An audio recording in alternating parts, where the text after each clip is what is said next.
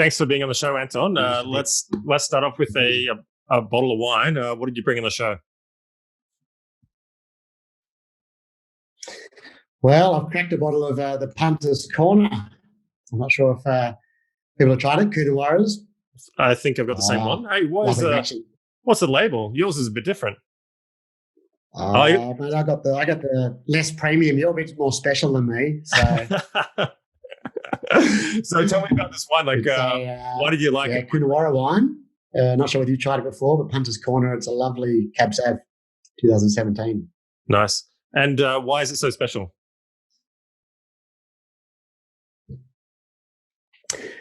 It's an interesting one. It's 2 levels. I do like a good red, and it's the middle of winter and it's pretty cold, so I don't drink a lot. But if I'm going to drink a red, I'll have a good Cab Sav. I just like the richness. Nice. And I tried the Coonawarra wines a while ago, and I'd learned about this Terra Rosa soil, which I didn't know about. Which, if anyone knows, is just Italian for red soil. So it's a very distinct red soil strip that's in the Coonawarra on top of limestone. Comes from limestone, basically. Turns into clay, and then you have 30, 40 centimetres of this red soil. So the limestone traps the water, and it's a great place to grow grapes. So what is it? East 300 kilometres, 400 kilometres east of Adelaide. Get some roaring winds off the coast, but it's a good drop. The second point of it, though, I liked it from a taste, but my group of friends are called the Punters. So I have an eclectic group of mates who live in Hong Kong and Singapore and Melbourne and Sydney, Brisbane, Byron Bay, a bit all around the world, and we're called the Punters Club. When we came across this Punter's Corner, we thought, we'll taste it. So maybe we should pose a quick cheers. Yeah, cheers. No, it's really nice. Yeah, chin chin. Lots of that sort of choc mint, heavy berries as well. Cool climate. So I actually looked up some facts. Like, I haven't been to Coonawarra. I went very close, which is just south of Coonawarra by about an hour to a place called Robe, which is like the lobster capital. And it's about halfway between Melbourne and Adelaide on the southern coast. And it's just full on limestone, the whole seashore there. And obviously that's where the lobsters come in, because it goes out to the sea, and they're in and under these little limestone craggly formations, and that's where they hide. And but I never got a chance to go inland, but it sounds really good. I actually researched this today as well. Do a special marketing angle. Yeah, well, it's actually colder than Bordeaux on average. So everyone thinks Australia, hot, red soil, must be in the desert, but it's a cool climate wine. So that's probably why everybody likes it so much. Yeah, and this one's right near the Penola racetrack. So it's a local special where I think the winemakers duck around the corner. And hence Punter's Corner was created. It's actually a corner of the vineyard it's on the old road that goes to the racetrack. I like it. Oh, that's awesome. All right, great. Well, look, I really wanted to get you on the show today to talk about positioning. And, we've known each other for a little while, and you interviewed me a little while ago about AI in the marketing area. So I thought, who better to turn to than you about positioning? And I know you do many other things as well with consulting, but that specifically just stood out, and I thought you'd be the best person to talk to. Yeah. Just before we get into that, though, what's been your story so far professionally? Like, how long have you been doing this thing, and where do you work now? Yeah. Well, I came in sort of the end of the heady advertising days, which was sort of late 80s, early 90s. And I think that the world of advertising had happened. And I came in the early 90s probably as it was starting to demise. But I got actually first job at a place called Foxy Advertising. Must be interesting. Peter and Myra Fox. They're still alive. Peter and Myra Fox, small boutique agency. And they taught me about direct mail, amongst many other things, but mailing out lists. Okay. So that's great training. I sort of came in learning about how to measure, mailing out to a list of audiences, whatever the audiences were, B2B, B2C, measuring a response, which in those days were coupon, some phone in, and you could spend $10,000 and work out you make $40,000, so it's $30,000 profit You're going, oh, there you go. I'm taking a maths approach. So I kept on going into the CRM world of advertising. Okay. Which I'm sure you know, and a few listeners might know, are the poor country cousins of advertising. Well, exactly. But I think the good thing about that is that the immediate response, and you can measure it. So there's less of this sort of fugazi, you would say, about your return on investment. Yeah. It either works or it doesn't. You find out pretty quickly, right?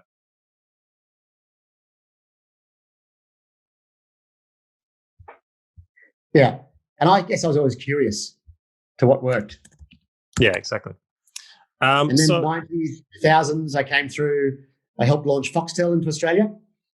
So I worked on Foxtel as that launched. That was awesome. Foxtel versus Optus Vision. If you remember, in those days, as a cable rolled out, or 2 cables rolled around Australia. That was a war. It was a really good team. The agency, I'm agency side through and through for 30 years. But we really were one. So bit of luck, I think. I was headhunted 5 years after Foxy and said, work on this new thing called Foxtel. We had unlimited budgets and just did some amazing local area and Salesforce-driven marketing. So it was pretty cool. So Foxy Agency were retained by Foxtel, the cable company. No, Foxtel was Wunderman. So I went across to the Wunderman agency, which was Lester Wunderman, for those that know the name. It was a very iconic direct marketer. Okay, great. Okay, good. So you've done a lot of direct mail, and since then you branched out into more of the consulting gig, which is where you currently find yourself? Yeah, I got fired in 2009, so made redundant. Okay. I worked through the whole digital era. I guess I was still the poor country cousin, the direct marketer that became digital. So suddenly we're building websites in the early 2000s and email marketing. And social media came on in 2007. So I was learning all that trade, as we all were. The GFC hit, and I was running the ING Australia account, which was Billy Connolly as sort of a head. And they got bought out by ANZ in the 2008-2009 GFC. So we lost the account. I was with an agency called Loud, and we lost it to Saatchi & Saatchi. So we still joked, my boss and I said, well, normally I'm handing out the letters to say, sorry, I'm going to let you go. But we parted in great terms. We're still great friends. It's just a numbers business, Yeah. Revenue's not in, you can't retain some heavyweight staff. So that's it. Okay. Well, that's good. It's a good sort of cross section of experience, I suppose, which is good when it comes to positioning. So, my first question is, what is positioning in general terms? Like, there's a lot of confusion around the term. In the simplest way you can describe it, what is it? Yeah, look, I do a lot of. I went from CRM to then positioning. That's what I built my consultancy on. It's owning something. I literally say, what do you want to own on 2 levels? Own in the market. Mm-hmm. So versus competitors, how are we going to own a territory or repel others from it? And my big one is how you're going to own in the mindset. Okay. With your target audience. So what space do you want to occupy? Which is a bit esoteric, but you've got to own something, right? Are you going to be fast? You're going to be slow? You're going to be easy? You're going to be complex? You're going to be sexy? You're going to be whatever dimensions you're going to play on. You've got to own something. So owning. Okay, so owning real estate in the mind or in the marketplace. Yeah. Okay, great. So we're hearing right now with post-COVID a lot about pivoting and different pitches. What's the difference between positioning and pivoting? Is that the new word, you reckon? Pivot is going to be the... Well, it's a very Silicon Valley word. Like, it was made famous in this HBO series called Silicon Valley, actually. And there's a very funny scene where Jared, the character, gets... There are panic stations because someone's, replicated the idea. So they have this pressure to have to pivot, really quickly. And, he uses this term 100 times in this scene. So it's quite ubiquitous within the tech community. In that product, it's normally a product-based sort of switch. So we have some core competencies. How else can we sell that and repackage it to somebody else? Do you see them as two in the same thing or different? Well, I've got to say that I'm not textbook learned. I have rebelled against the MBAs of the world and being very structured. Okay. So there's not often right or wrong, and people interpret it differently. And that's been one of the problems in marketing, that when you define positioning and you define pivoting, it can be very literal, or people can be very loose around it. I do agree that pivoting can be the growth of a company. It could be a line extend. It could be into a vertical or new vertical. The classic one that I keep talking about is Virgin. Think about Virgin. It does have a great positioning. And as I came through the industry, I loved the Branson Virgin positioning. But look what it's gone into. It was Cola and Galactic and Telco and Mobile.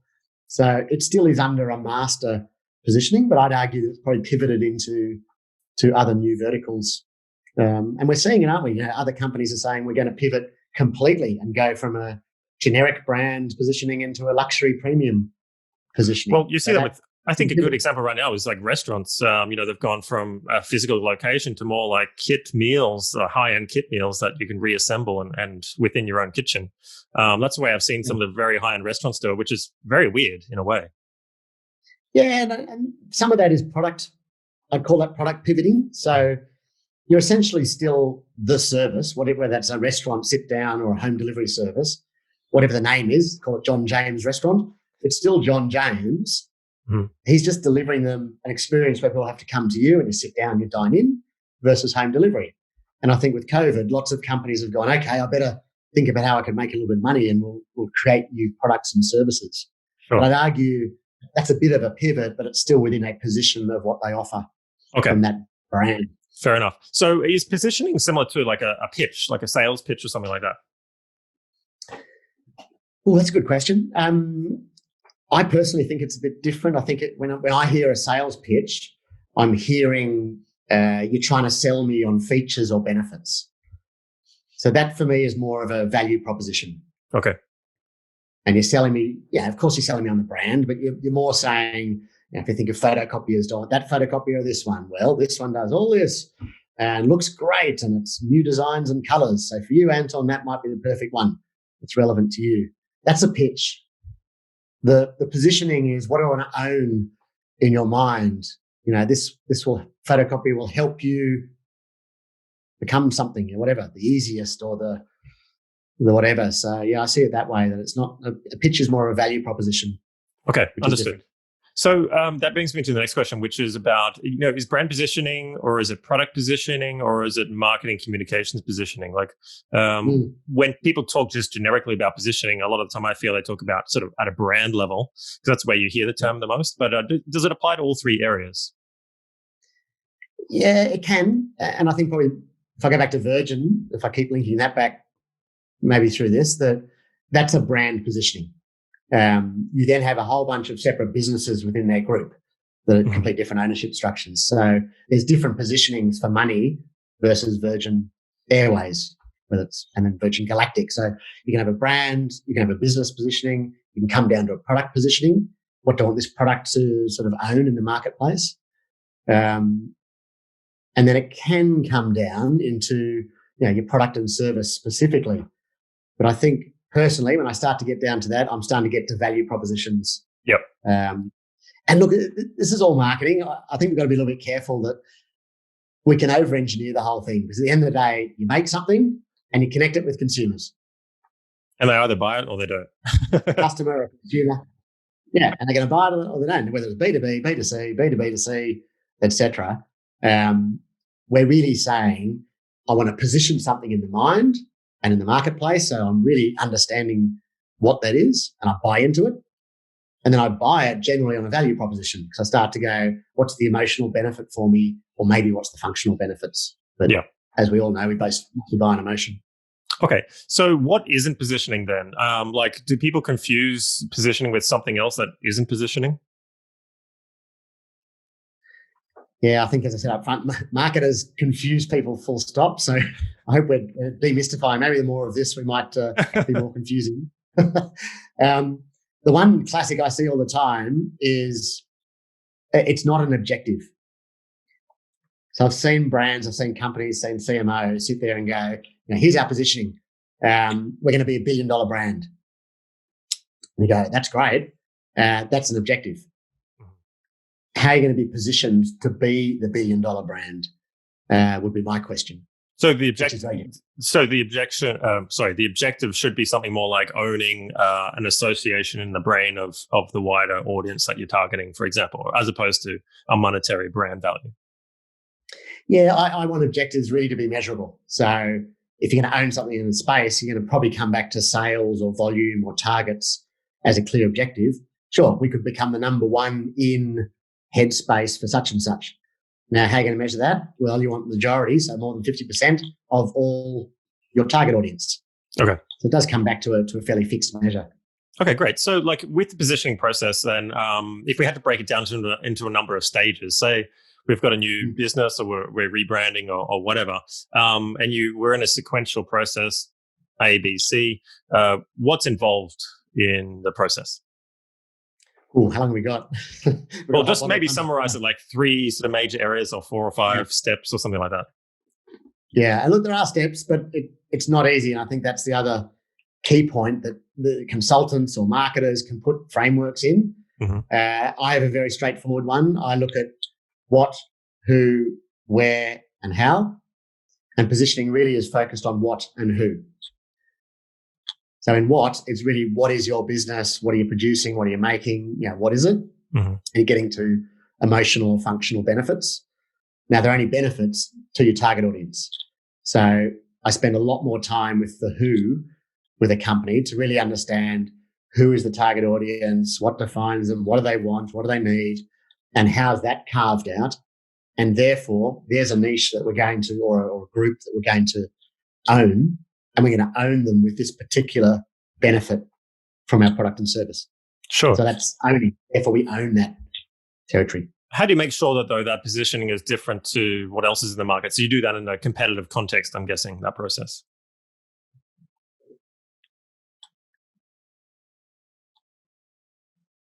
Sorry, say that again, John. Oh, so obviously, that's in a competitive context, right? So you do that research and suggest a positioning statement, but you don't want to be the same as somebody else, right? No. I mean, that's one of the hardest things. I think as we've become and seen more and more companies compete, that you can be very same. So, how do you stand out? How do you actually own a territory? And just when I start to own it, the competitors have come in and copied us and just label it differently. But that's all the more reason that, often the first mover has massive advantage. Often you can see a battler brand or challenger brand come in and shake up an industry and just own a particular area, and all those other challengers can't really get to them. Yeah. So I still believe you can own it. You can really own a territory. I think the one that's in the back of my head at the moment, Volvo. If I said to you, what did Volvo own? Safety, right? Safety. So built its positioning, carved out that area, and it was synonymous with safety. Safety was boring, but that was okay because it was safe. And then it had pretty flat sales, and someone in infinite wisdom thought, we need to reposition. So they went to luxury and they started going into, sort of premium, competing with Merck and BM. And they've, I think, done, 4 or 5 or 6 different positionings. And now what are they, They're coming back to safety. I think they've become a bit more luxury, but I think they're playing on that Scandi cool. Scandinavia is quite cool. It's quite a modern brand. So you're underpinned by safety. I think if we asked 9 people, they'd all go safety. So I think they've got that. And now they're building a bit more of a bit sexier, a bit cooler without being anywhere near the need to spend the money of a Merck or a BM or what's the next level up. Sure. Oh, it's great. So have you heard about these positioning roulette flashcards by this guy called Uli Applebaum? He's got this card deck of I think it's 26 different positioning cards, and he takes them to meetings and kind of pick which one's which. I've seen that, and I've seen every trick in the book, I think, of others that do positioning, flashcards or different mind maps, all sorts of things. Look, they're not bad. And again, I'm a little bit unconventional. I think you need to systematically think through, as I said, the what and the who. And I've got a whole series of steps that I go through under each of my approach. Me, I'm a little bit more systematic. It's probably because I came from the maths days. I didn't tell you up front that I loved mathematics at school, which is why I fell into Nice. direct marketing and CRM, measuring. So, look, lots of different people use different things. I don't poo-poo any tool or technique because I think some of the most random process and those roulette cards, it's just a different way of thinking around whether it's values or purpose or archetypes. You can go around the 26 dimensions. Yeah. It's a different way of thinking about your brand and thinking about consumers. So they're all good. But I don't like it random. I don't like the random roulette wheel approach where it's spin this, let's have a think. That to me sounds a bit too random. Sure. So we were talking earlier about, a few days ago about, functional positioning versus emotional, and how maybe a lot of marketers just default to functional positioning instead of maybe some other areas like psychographics, for example. So can you just elaborate a bit on that from your perspective? Yeah, I think that it's been around for a little while, but that's the more I got into planning, and that was sort of late or mid 2000s. Through 2010, and I saw Nestle reposition, good, bad, or ugly, but they repositioned around good food, good life. So they re-looked at their inputs and started getting away from bad inputs, etc. You'd argue they've still got plenty of bad products. It's the more I got into it, it was taking the approach for planning. Oh, I've lost my thread. You'll have to cut this out. That's okay. I'm going to have to cut lots out because there's such a delay sometimes. Like sometimes it's okay, and other times I'm waiting like 5 minutes. I think it's my connection. It's just around 4 or 5 o'clock. It's just the internet in my area chugs. So until about 7, 8 p.m. You're cutting out every third word. I'm trying to piece it together. Oh, really? What was the question again? It was about different types of like tactical positioning strategies. So emotional versus functional positioning, like. So more at a tactical level now, like we've done our approach, we've figured out who we are, and now, okay, let's choose our positioning tactics. Yeah, that's a good one. I think that's what I come across a lot. That I see a lot of functional positioning. So it's criteria like quality or price or the type of market segment they want to get into and try and own.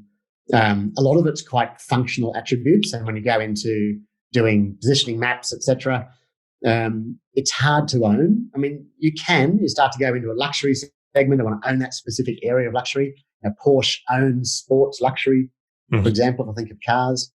But the stronger one, which is linking back to what we said up front, the emotional positioning, again, it's owning an emotion with the consumer. So there's a mindset.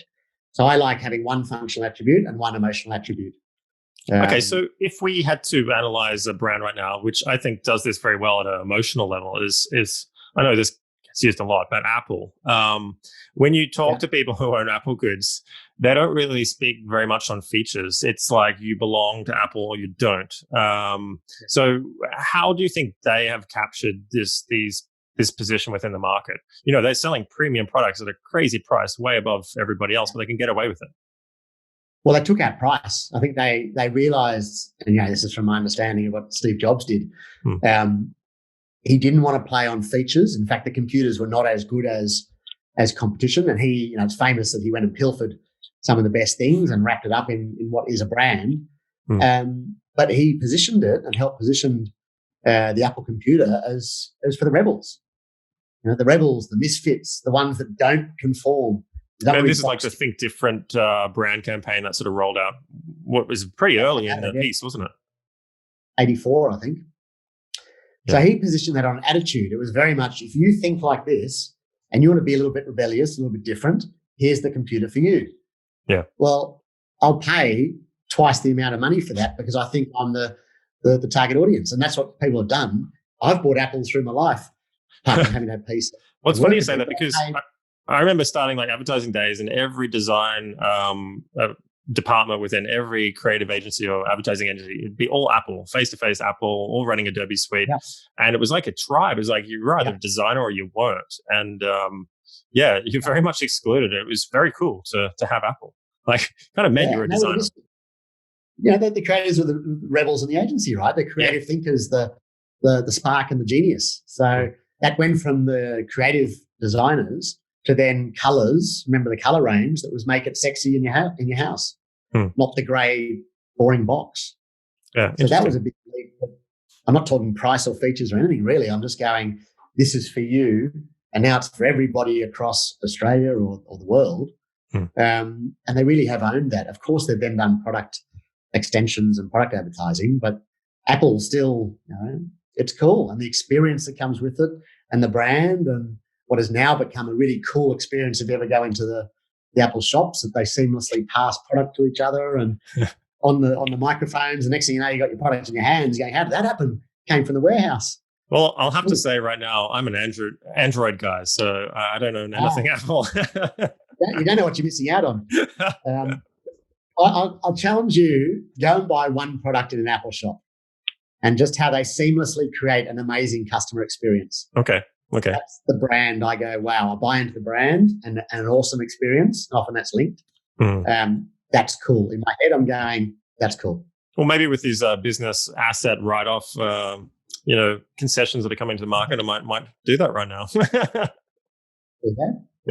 Okay, great. So, so flashcards, lots of tactical things. Maybe you have a bit of a cheat sheet you can share with somebody. Some basic steps I'll put at the footnotes of this episode. So we've gone through a couple of types of positioning. Is there a right or wrong way of doing positioning? Like, is there any rules? I mean, you've said you've sort of keep a pretty open mind with this kind of thing, but is there any sort of things you shouldn't be doing? I think actually really, really understanding what each of those means. So what my business strategy is, which includes objectives. I've got objectives. The strategy is how to get there. Understanding a mission, a vision, and a purpose. They're very different things. My vision is sort of, I get to the top of the mountain and what do I see over the other side when I'm successful? My mission is, what mission am I on? So I often use climbing Mount Everest. When I'm on a mission to climb Everest, what's my strategy? And that's a strategy of how to get up there. And once I get up there, what do I see? Nirvana, utopia, what's the vision? So getting that clear. Positioning, as I said, what do you want to own?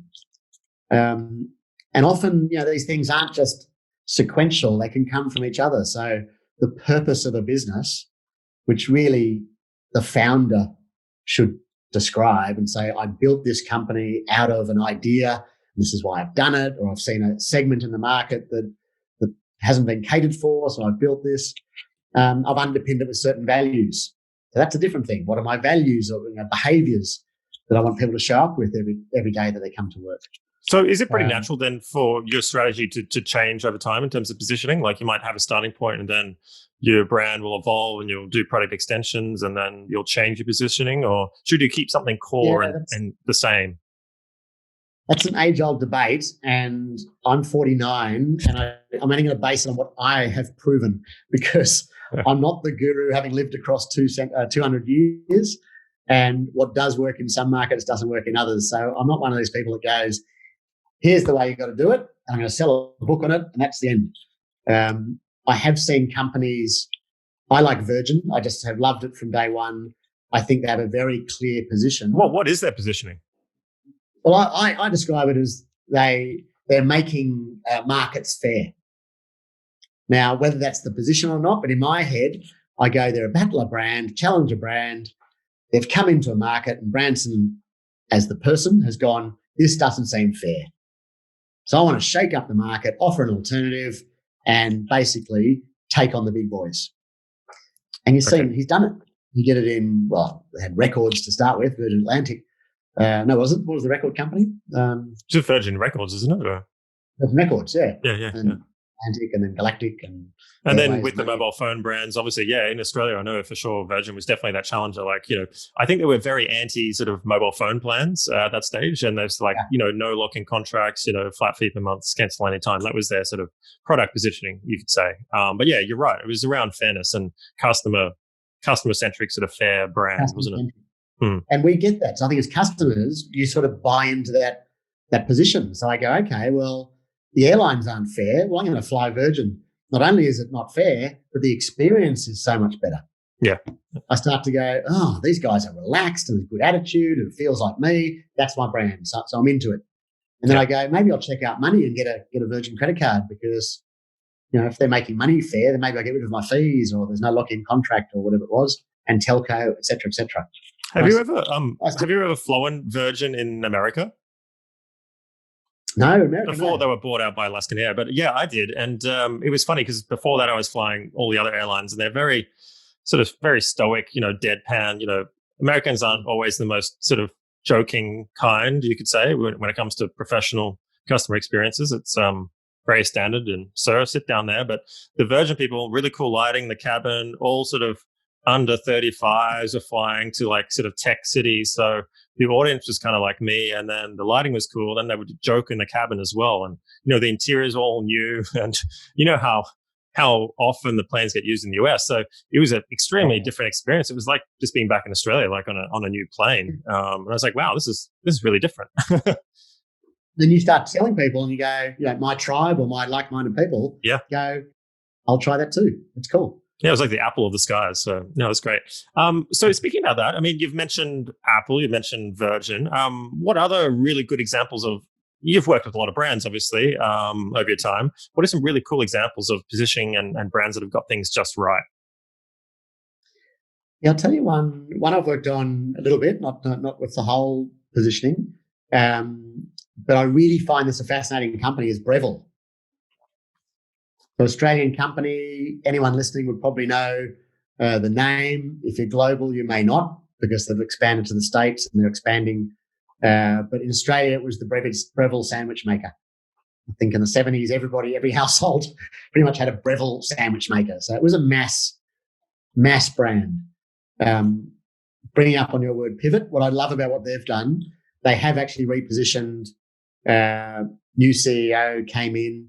The objective was we're going to be $1 billion company. Wow. So set the objective. And to do that, he said, we have to reposition. We can't be mass middle market. We're going to be luxury and lower end of luxury. So premiumitize or more premium product. Now, rather than just do that, you say, okay, position will start to become more premium. There's truckloads of premium appliance brands. What they've done is positioned on innovation and performance, but made it the easiest brand to use. Okay. Now, that might make sense, but if I explain it, most brands, as you get more premium and you're talking about performance and better product, is more complex. So the simple brands are simple. You add more complexity into it and it becomes a better product. Just think of cars, really simple car versus a more complex racing car. Sure. That's premium, it's luxury, I pay more for it. They bucked the trend and said, we're going to have massive innovation and massive R&D, but we're going to make it the easiest product to use. So that's an interesting positioning where you're suddenly starting to go, okay, the human mindset is, I want to use the product in my kitchen, which I'm pointing is over there. I'd love to have the best coffee from a barista, but I'd love it at one touch. Now, I don't want just a one-touch only machine because today I want this one, tomorrow I want that one, my friends come over, I want a piccolo. So I could make all those just by touching different buttons because the technology in that coffee machine is really, really cool. Okay, so they're taking like friction. Check it out. It's they're taking friction out and like adding convenience at a sort of premium feature level. Is that what you mean? Yeah, I likened it to Dyson. When I was talking to them, I was going, it sounds like a Dyson. There are vacuum cleaners, and then Dyson started innovating and with Blade and all these new technologies. So Breville have done a similar sort of direction and said, we will innovate. There's a ripper. So I started asking, how did you reposition this? And it came from, we spend a lot of time with consumers in depth in their kitchens at home. So sending the wacky lab coat man or woman into a household, just watching how consumers use their products. Okay. And they call it, without giving too much away, it's common knowledge, a moment of brilliance. Called a SMOB, actually, a simple moment of brilliance. So a SMOB. And it's that moment where they've gone, and the toaster, if you haven't seen a Breville toaster, no. I urge you to go online, have a quick look, and you'll find a little button called a little more, I think it is. And a little more is, if you've ever had it, you've done your toast, pops up, it's not quite ready. Yeah. You press the little more button, goes down, goes for about 20 more seconds, comes back up, spot on. Oh, that's awesome. So, because otherwise you're you're constantly turning the dial down, the heat dial down, and putting it down again, and hoping it doesn't burn, right, for the second time, doing it again. Yeah. And sort of just guessing. About it, and it does burn, so you're guessing. So they've gone, we'll take the guesswork out. That's a problem. So we can have all these problems in products, rather than going out into barista land and coffee shops for coffee, for example. They've got a pizza oven, so rather than going to a pizzeria, you've now got a household pizza oven. Whatever the technology, have a look at the company. Just the R&D is massive. But I love the positioning, which is really around this performance and joy of using the product, because it's so easy to bring a technical expert into my kitchen. Yeah, so I like it. Pay 3 times the price. That's great. Okay, I think it's a really good example. I'm gonna put the link in the article of this as well. So that's great. And then, sorry, John, look, link to their.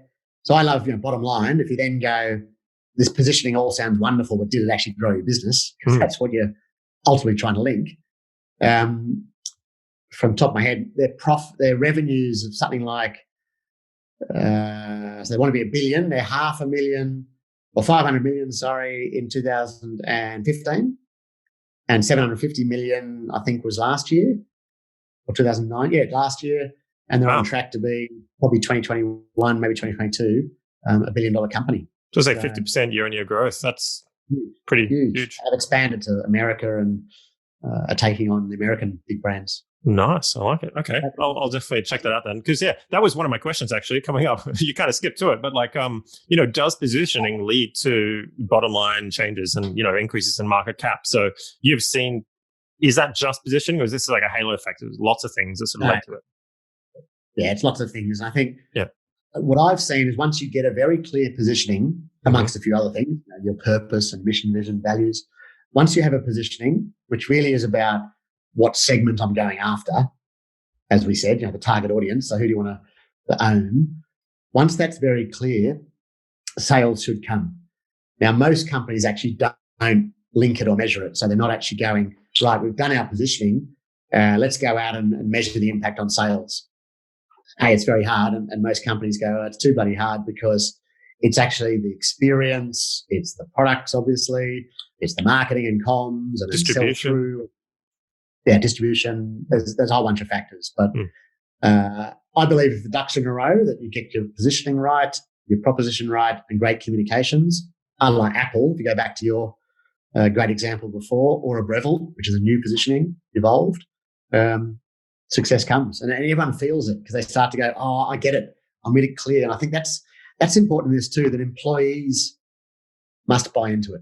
Yeah, I think you raised a good point there. I mean, what I do with my clients as well is like once you all agree on where your company is, what it stands for, who it is, everyone focuses, and there's less deliberation between all these different options that we could be doing. Everyone's just like, well, no, because we are this, and this is what we stand for, and this is what we're going to do. And I find it's a better use of resources. So I think you have a good point. Yeah, and this great trend, I'll say, customer experience. Like came through the CX world that was suddenly sexy. And of course it was, and customer centric. It's been around since I came into the industry in the 90s. People were saying customer centric. But when your positioning is customer centric, because it has to be on a consumer audience, as I said, and it's a good one, then all your employees start to live and breathe it from the consumer's perspective. Yeah. And I think, Virgin talked about, it's very easy to get into the headspace of, so that's how consumers think. Not 100%, but you're certainly a lot more consumer focused than organization focused. So it sort of helps prevent that ivory tower syndrome that sometimes plagues, marketing departments. Tries to, but I've also seen great positionings where it just doesn't go through. I think telco is a pretty good one. Banking industry is another good one.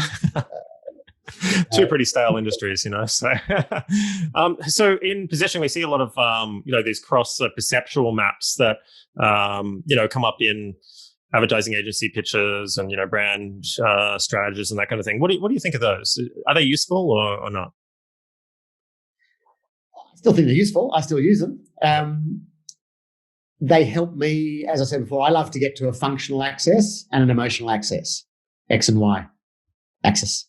That in my positioning work I do grounds it very clearly in the product and the service and the brand and the company, which generally is that functional access, but it puts into the consumer lens of saying, okay, the emotional angle to all of this versus your competitors is going to make you stand out and be different. Okay. So not necessarily stand out, that's distinctiveness, isn't it? So it's just going to be different. So you want to differentiate, you want to own something. I like the XY axis. People do XYZ, they add a third dimension on, and some people say, get rid of it all. Let's just own an idea. It's the idea we're going to own, and that's our positioning. Yeah, and some people just say, look, follow us. We're going here. Become part of our tribe and follow our journey. Like to all hell with positioning. I mean, this is our distinctive sort of assets, and you're either with us or against us. Well, there's one at the moment. It's a little company. I'm not sure whether you've heard of it. It's a fintech starting to make some waves called Slip, SLYP. Mm-hmm. And it's a smart receipt, basically digital receipt. Okay, I'm just looking at their website now. Yeah, okay. So they save your receipts when you're doing transactions with your cards. Yeah, so it came from the guy who invented the company, went into, I think it was Bunnings, and you get this really long, but not say the brand name, but anyway, a retail outlet. Yeah. A very long receipt for like one product. And suddenly he's going, why do I have to have this ridiculous paper thing and tax time? Got to keep having this paper receipts, etc. Surely in this digital world, and they're only a couple of years in, we should be digitizing receipts. Yeah. So he's done a huge amount of work with the company now, just got invested by the banks. So all the banks have now come on board. So they've got to get the banks on, the POS systems on, and then obviously consumers to do it. But it makes so much sense that actually I pay for a product. I'm using my phone generally, some sort of mobile pay or swipe. That receipt goes straight into my bank. It's actually a smart receipt. So he can then build the loyalty and the engagement off the back end of that for the company. Okay. I like it. It's not just a digital receipt. It's a smart receipt, but the positioning is to do good in the world. Okay, I like it. And that's quite useful for the brands themselves because they could sort of track user behavior that sometimes is through their sort of affiliated retail network or something. So first-party data, right? It's all closed the loop. So he's closed the loop on data. I know the transaction, I know the purchase, I know what you purchased, who it was, where it was, and now what you do. I know your lifetime loyalty because I'm adding to your account, and we can scrape off obviously the data. But their positioning is, we're going to rid the world of paper receipts. But that's a good environmental, and you look at their website, lots of environmental issues. Yeah, not to mention, just that sort of stress around tax time. You can just edit this out, mate. Okay. Sorry, you said you've got 4:45. I just noticed it's 4:48 now. Do you have time or not? Yeah, I'm going to dinner at 5:30, so it's fine. Okay, cool. We'll be quick. So next thing is, okay, we've got positioning. We've written it down. We've mapped it. Everyone's on board. We're doing our campaigns, executing all our positioning through our communications and product and everything.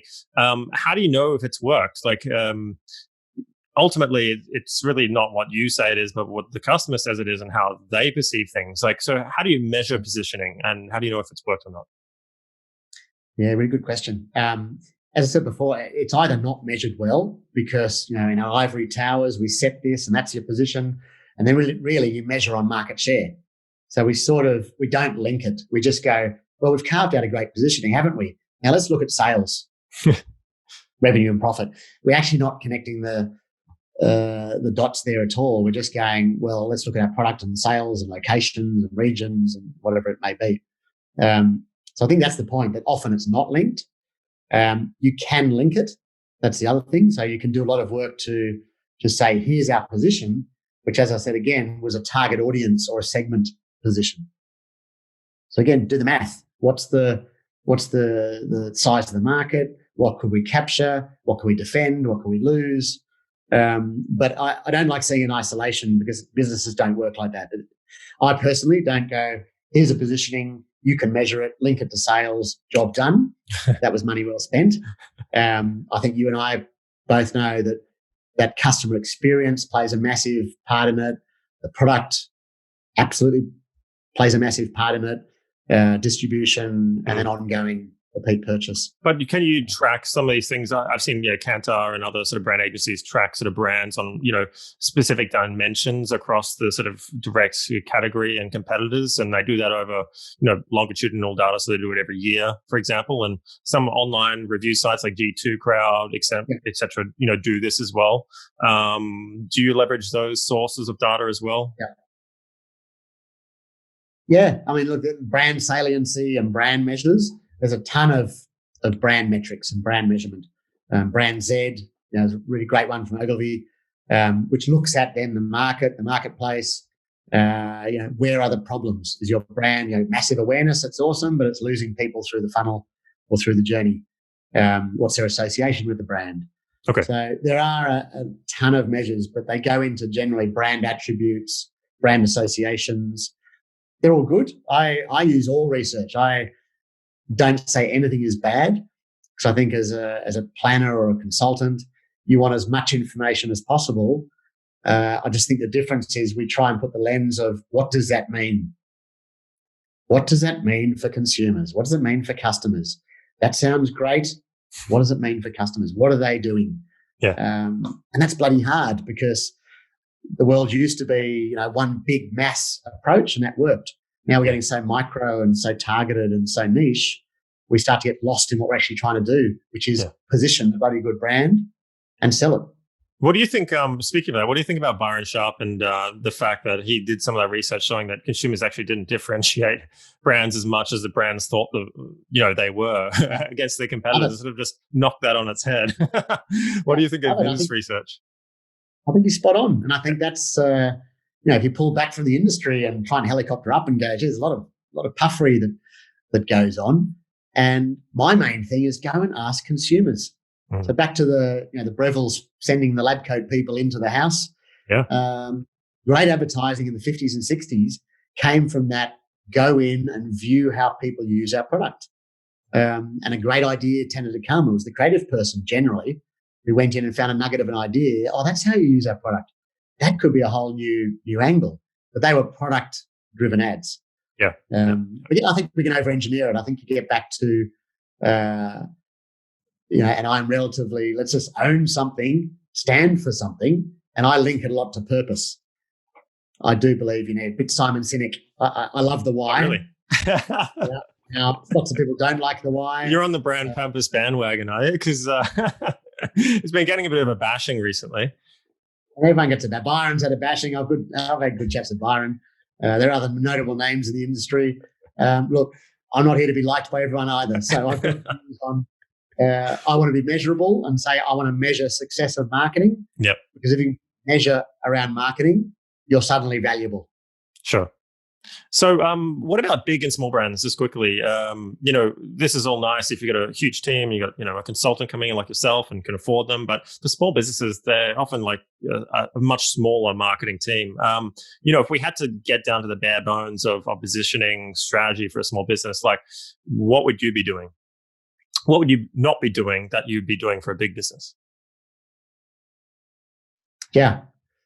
Good question. I was going to give you an edit point there because that works, right? I probably should have had my light on. No, it's all good. I'll touch this up in Premiere anyway.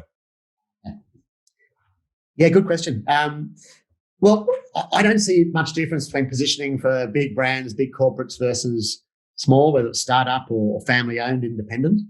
I think it can be much harder for the big globals or multinationals because it becomes so siloed. So often you're doing positioning in a product area and suddenly you're down into, well, it's not quite the positioning of the master brand. We seem to be drifting off what a positioning really is. But I have a lot of fun with the independent, privately owned companies. What I love about that is I think you get much closer to understanding that owner. Yeah. So I meet the owner. I understand how he or she built the company, why they built the company. And that's to me the germ of a positioning, because you're suddenly going, that 5-minute conversation of, I saw a company, I saw a problem, back to Slip, for example. Saw a problem with paper receipts, bang, an idea. I'm going to build a company that's fintech and modern and amazing, but I'm going to do it, in this particular angle. So the process isn't really any different. I personally don't change the process for a large corporate versus a small startup or a privately owned company. Okay. I just think you can do things a lot quicker when you get the right people around the table. Yeah, that's probably the insight there. Sure. What about like flexibility though? Like I've seen some companies that, especially this happens with brand design guidelines. I know this is a bit off topic, but if you're too restrictive in your focus point of how you define your positioning, sometimes it doesn't allow for your brand to move in the right direction and take advantage of the wider market or some changes that might be happening. So have you ever seen that happen where the team is too focused and too narrow in their interpretation? Yeah, I actually worked on one recently, or about a year or so ago, which everyone would know, BPay. So BPay as a brand, if I asked all the listeners and I asked you, it's how you pay your bills. Yep. Quite a functional thing. I've seen it on bills when it was paper, and now I see it digital, etc. They brought in a new CEO as well, who realised we'll be dead because we haven't innovated. We've just ridden the coattails of what is essentially BPay. So he introduced a whole new culture. They've won awards on the best place to work in Australia. They've now innovated with 2 new businesses, completely different businesses. I'd probably say it's pivoting, but got a positioning which is all around making life easier. And that, if you understand the ethos and you go in and see the team's work and how they work, I had a vision of what that would look like. Old, dusty, cramped, dull. I had the complete opposite. I just saw values on the walls that were not just values on the walls, they were lived and breathed. I saw meetings that were run differently, not a lot of hierarchy, so there was great flexibility to go, let's just think slightly differently here and let's challenge each other, whether I'm the CEO or the marketing person or someone else. They really are creating a culture of, let's make life easier. Let's help consumers. Nice. So they're like the Burger King of the fintech world, hey? I'm not sure whether you'd like that, but maybe. No, in terms of like the culture, the marketing culture that Fernando has created over Burger King, it's very open and creative, and so, what are the mistakes do you see with positioning? The major ones that you see routinely all the time that you're like, okay, don't do this. Well, you got a list of the top 3 or 4? I've got my top one is objectives. I think I said up front. When someone shows me, here's our positioning, it's like, to be the XYZ company, and you go, that's an objective. So what's your position? I think the other one is purpose. I see purpose mixed up with positioning. Okay. And people go, well, here's our positioning. And you go, oh, that's really your purpose. It doesn't tell me the consumer segment or the customer segment, an audience that you really want to own in the marketplace and in the mindset, as I said. So positioning very clearly, you're in a market, so who are your competitors? It's how are we going to be different? And in my head, how are we going to be different in my head so that we stand out from all the other competitors? Whereas purpose is a bit different. That's probably Simon Sinek's direction of why. Yeah. His concentric circles that he stole from Kotler, who stole it from whoever else. And look, I do triangles and squares. I built my career on selling triangles and squares. He's done it on circles. Maybe I'll do a pentagon kind of concentric pentagons or something and make $1 million off that. Okay, so what you? Yeah. What are some of the big mistakes you've been part of then? Things that you thought have worked with positioning but haven't worked for whatever reason. Are there any sort of notable examples there? I've had plenty of. I've been a tester through and through, so I've had plenty of stuff that's failed. Nice. I can think of. Yeah, there's one. I worked on a fintech company, strangely enough, which was in the middle market. So it was a tier 2 type fintech, and they're sort of the back end of news agents, and they offer trade facilities, so you can borrow money from them. They have tech systems, etc. Their whole positioning is against the big banks. So if you can't get access to money to fuel the growth of your business, and you're frustrated and you're lost in a group of people that you've got to keep ringing and you can't find an answer, come to us. So that's the company. I better not say the company's name. I might get in trouble. But they're a really great company, Australian company, South African CEO, super smart guy. But I worked on a position for a product for them, and it was a pretty good positioning. We were all happy with that. We understood the target audience. It was B2B, and it was around Melbourne Cup time. So the idea was to sell into liquor chains, independent liquor chains, to say stock up. And to stock up at this moment, you're probably wrapped up to the hilt with your banks and you can't get any more merchant facility or trade facility. Mm-hmm. If you want to get it pretty immediately with us, here's an amazing solution. So whilst it was a product-driven campaign, we positioned the whole thing as accessibility. Yep. And that was within their master brand of accessibility, which was we take on the banks, make it more accessible. So everything felt like ducks in a row. And we thought, this is pretty good. We can get to the independents pretty easily. We had some lowish numbers to hit. Rolled out the campaign, went through trade, went through direct, went through Salesforce, selling, etc. Totally bombed. We did some follow-up phone calls to find out why after the event. And the biggest feedback was just timing. Wow. I said, you should have done that 6 months ago. So just not accounting for that sort of lag effect that would with their purchase. The massive process they had to go through to get an independent chain to get all their stores on, whilst it was quite easy from this company's point of view, and they were saying, here's how the one-touch system can be set up, the process that had to go on from the audience's perspective was bloody hard, and they only do that twice a year. So I said failing, but our team's failing, was to really understand the process that audience had to go through, whilst it felt like the positioning was right. And I think that's what I said up front. You can get a really good positioning, really good offer, really good communications, but your timing is wrong, seasonality is wrong, or something else just stuffs it. Yeah. So, no, that's great. Yeah. Okay. Well, look, not everything can work. We know that in marketing. I've failed many times at lots of things. So thanks for your honesty there. That was good. Yeah. Yeah. Have another glass of wine. Okay. So I've got a couple of questions to finish. I know you got to go. If you want to recommend someone to read a book on positioning that would really sort of hit home some of the things or best things that you've learned, what would you recommend they read? None of the books out there. I tell you what, it's a path I've gone down. I would actually not advise on understanding positioning. I would advise on understanding consumers or customers, so humanity. And I think if you I read a lot of psychology journals and psychology books.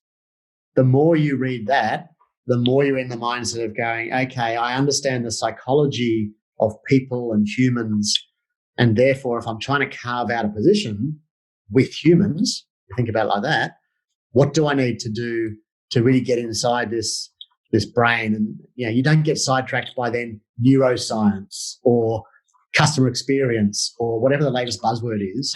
You're just trying to think, okay, I've got to get in the mindset and own this, as well as something functional in the industry. So I can't give you a book, unfortunately. That's fine. I might put some links of some journals that you recommend, because I've got a list of a couple, and maybe one or two from there. Because I think any good marketer that's worth their weight in salt has definitely got a good understanding of consumer behavior. That comes from psychology, and that was one of the core subjects that I learned at university. That I think a lot of maybe more modern marketers aren't exposed to if they haven't got that classical training. Yeah, I think the tech world, we've seen it. That's come from coding. So a coding world is notoriously poor. Yeah. It's very behaviorally driven, and some super smart people on behavior. But behavior is very different to... Well, it's digital behavior too, by the way. Yeah. It excludes all the other types of behavior. But I don't know why. I'm building on tactical, structural, technical behavior. Yeah. That's very different to owning a mindset and owning a position. Sure. What about a website that you would recommend people, your sort of go-to website, like for the purposes of positioning or just general strategy? Do you have a really cool resource that you can divulge? Yeah. School of Life. School of Life? Have you seen the schooloflife.com? No. Have a look at School of Life. And anyone listening, have a little look at School of Life. It is a lot of life learning. but it's a lot of emotional intelligence, some really quirky products and books, interesting angles on humanity and society. If you think about creativity and innovation and thinking differently, I've always found a couple of gems. You can sign up as a free newsletter. They'll send that out. But delve in and you can find some really quirky, interesting things. For me, that opens my mind. I'm someone who, I know the process of doing positioning, but I then want to open my mind with customers or with the clients and go, let's think about this business. Why'd you build it? Who are your audiences? How do we connect it? That's the challenging, I guess, thought process. A bit like those cards you're talking about, the roulette cards. Yeah. But just challenging people to think differently. So I love School of Life, if you want to take a tidbit from that. That's great. What about a piece of tech that you can't do without in your daily sort of professional life? That's a really good question. Now, I'm going to tell you, just hold on to your seat and grab your glass because this is leading edge. Okay, I got it. I don't know whether you've heard of, there's two of them, but it's incredible. They're called ears. Are there AirPods? Is that AirPod Ears 2.0 or something? Or? Ears 3.0 or Ears 2.0. And I'm being facetious, but I don't subscribe to here's the piece of technology that's going to solve it. I honestly believe we don't listen enough to customers is my point. Whilst a lot of brands say they do, and they do this research and they get panels and feedback, and then digital people look at analytics and journeys and all this data. We drown in all this stuff, and I don't think we actually go and listen enough to customers to then build a proper, positioning, proposition, and then campaign or activity or ongoing message that resonates. Yeah. And I think you've raised it with me that the brands through COVID-19 that have just sent out those messages, I'm sure any listener is going to go, oh my God. Yep. How many emails did you get from the CEO or someone, Joe Blogs, saying, I'm with you, and during this time, we're with you? It's mostly inauthentic. It became the thing to do, so everyone sort of jumped on it and, I better get out my email. We can pick it a mile away. Get out our email. Get it legaled. That'll take an extra 2 days. So every day I got another one. Yep. But I got them from brands. I got the best one I got. I'm not sure. I'd love to hear yours. The best one was a baby seat company. So my kids are 7 and 5, and I bought these 7 years ago and 5 years ago. Maybe you're expecting you don't know it. There's some digital markers, in your online behavior. Maybe one of the AI engines has picked me up as a potential. I'm not sure. I do have 5 children, so maybe they're saying one more as a go. It's definitely not. Okay. But I've got this email, I'm with you and we can offer, anything for service or whatever. And I'm just thinking, it's a communication, but you got horribly wrong that you just had to tick the box without being really authentic to your positioning and your whole proposition. It might be just stay quiet. There's no reason to communicate at the moment, so don't. Or rethink your business, like you said up front, the restaurant. Okay, we can't go to restaurants. We can do home delivery maybe, or something different. Yeah. It was funny how many I got from just newsletters that I was part of and I wasn't a customer. So it was like all these tech sort of tools that maybe I downloaded a white paper or something. They got my email address and they're sending me, we're here with you in this difficult time. I'm like, dude, that was like a year ago. I downloaded a PDF. Like, I don't even use your service. Like, what are you talking about? Thanks, but whatever. Up there with politicians. Yeah. Up there with politicians. Every 4 years, they're standing there at the booth as you go in. Yeah. I'm with you. I'm here for you. Now bye. Mate, I've never seen you. I've never seen you in 4 years. That's great. What about something you want to promote? Like, this is your time to plug, yourself, your services, or something you're working on. What do we got? Yeah, actually, I'm working on a really interesting idea, actually. So it came about 3 or 4 months ago. I met a guy who's ex-Google, Jasper Valance, and he's off and part of his journey building ideas around drug and alcohol-free parties and events to basically overcome deaths in the party culture. We've heard about all those big festivals and things and Coke-fueled deaths. No, I've never, ever been to those, places ever. Yeah. I didn't understand what the market was either. But we've connected up and we've landed on purpose and linking that to positioning and linking that to profit. So we want to prove it. So we've heard about this for a long time, that a purpose-driven organisation has better engaged employees. You're happier to be a part of it, and therefore you're more productive, and therefore you drive greater profits. We've seen that. We've read about it for 15 years, 10 years. Lots of talk. Hopefully you're getting the message. I hate the talk. I just want to prove it. Yep. So we've teamed up and a bunch of others. We've put measurement tools in place through other experts. So we're really facilitating this to market with a bunch of experts who we're well in. And if anyone's interested, we're looking really for a purpose-driven leader, so probably a CEO or a founder, who's built a really strong functional business. Could be bricks and mortar, could be online, but done a really great job in building that business, but probably doesn't quite have the purpose wrapped around it, which gets you more to the reason why you built that business, and a really interesting emotional positioning that come out of that. And I feel if we can wrap a whole strategy around that, you've suddenly got really excited behaviours in your teams. You've got much more motivated employees. So we're going to actually measure the whole thing through. Big piece of work. We just want literally one client. So I don't know if anyone's listening out there. I know a guy, a lady who's a leader of an independent company in Australia, who's doing pretty well, but probably has started to flatline, maybe thinking of getting out in 5 to 6 years. I would like to think about this as an angle to prove. I think you have to have the mindset as well of being a sort of purpose-driven person. Yeah. A lot of leaders are very closed and not really that way. So it's a hard niche to find. It's just, but prove it. Yeah, I want to. Well, you're not going to get it from the accountant CEOs, are you? So, I don't know. There's actually a few that are quite innovative, and I think this is maybe the last piece of learning. All the rules have changed. Don't assume the markets, like financial services, are boring. You go, well, no, fintech is incredible. Banks are boring. No, there's some amazing banks and very goodwill focused and purpose driven solutions. Every market seems to be disrupting and changing, pivoting maybe. Yeah. So exciting times. Super exciting. I just think it's the individual. If you find that owner or CEO who gets it, the why, and it is a bit back to the why, but why they built it, why they probably fell into a bit more of a functional business.